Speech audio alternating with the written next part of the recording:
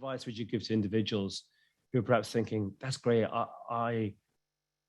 where am I in this journey? In my business, I get the sense there's change coming.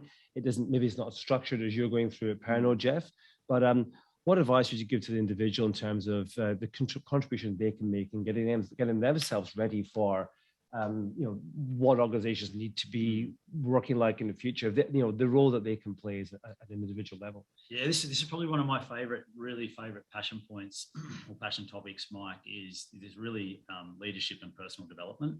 And the advice I'd give to anyone out there, whether you're junior and you're just starting off and trying to find your way through the organization, or whether you're at mid-tier, so you're trying to work out how do I make the step into the most senior levels, or if you're at a senior level and you're wondering what do I do next.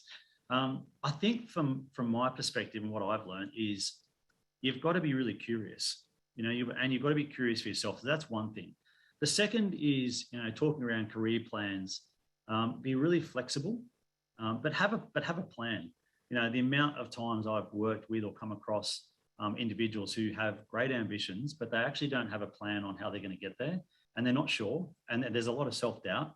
So what happens is they sort of either get pushed around the organization because the organization sets up roles for them, or they actually, sort of sit in the same role and they don't know where to go. And so part of my job is helping certainly all our talent, but anyone who's interested, is how to help define what's interesting to them.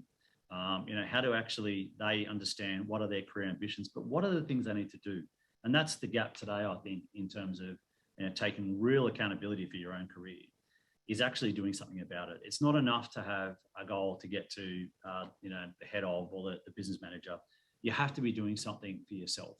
You've got to be growing in your role, and you've got to be building and collecting experiences, but be flexible. Because the amount of times in my own career where I've had disappointment, either due to timelines not being met in my ambition, or I didn't get the role that I wanted or was going for.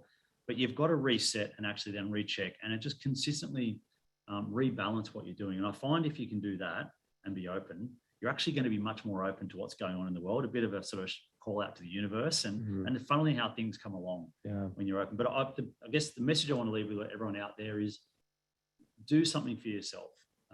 Don't just wish it or want it. You've got to be growing and learning all the time. And that's the biggest advice I give to anyone, is work on your own development. It is not the responsibility of the company as much as we want, training courses. Yep. It's just not. And as an organization, our responsibility is to provide you with the opportunities, or provide you with an environment or an experience opportunity, but you've still got to take it. And so I hope that, if you take one thing out of today, dive in, own your career development. That's really important. Yeah, couldn't agree more.